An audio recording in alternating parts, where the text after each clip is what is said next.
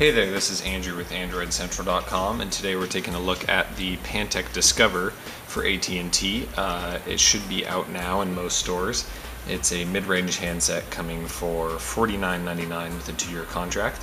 And in this first video here, we're going to take a look at the hardware first. Starting on the back, you'll notice that there's quite a bit of curve around. There's a curve up at the top for the 12.6 megapixel camera to fit in, but there's also a mirrored curve on the bottom, but it's also curved. Let's see if we can learn how to focus.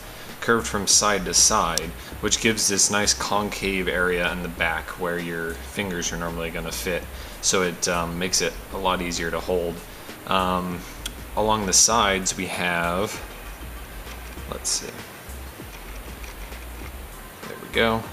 We have a metal feeling piece. It's most likely hard plastic that accents the entire side down along the bottom and up to the other side, and holds these stereo speakers. Those are actually speaker grills in both sides, and they're actually pretty darn loud. They're not just for show. They're big speakers. You'll notice on this side that we have the volume rocker, and it actually sticks out a bit. It's pretty easy to push. Up along the top, the metal does not, or the metal feeling plastic rather, does not continue across the top, but you do have a power button made out of the similar material, and the 3.5mm headphone jack. You might have saw on the bottom there's the micro USB port, and nothing else here on the right side. If we pry off this back, which is kind of a hard plastic textured material, there's actually a slot at the top to pry it off, but there's also one at the bottom on the USB port that's much easier. It almost feels like it's not meant to be pried off from the top.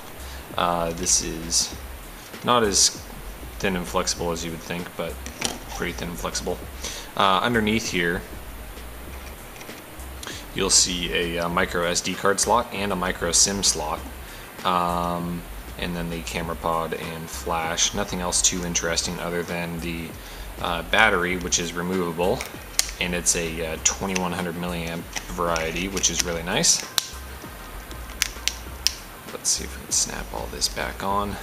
Up on the front, now that I've smudged it up a bit, is the 4.8 inch oh, I pulled the battery. Here we go. Now we've got to start it up.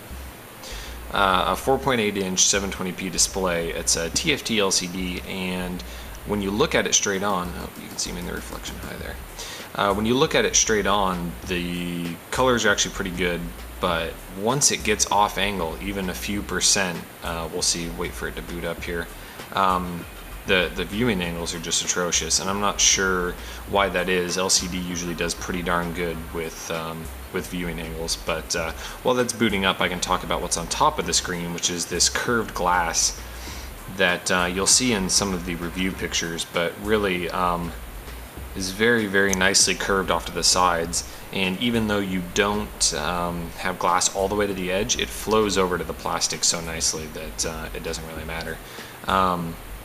It's actually much better manufactured, I can tell, than most phones that go with just an abrupt plastic edge and don't roll the glass over. We saw this most notably recently on the 1X, 1X Plus from HTC that did this this curved flowing glass off the side. So for the last thing here, I'll show you the screen. If you might be able to tell, it very quickly deteriorates, and we'll open up to the home screen.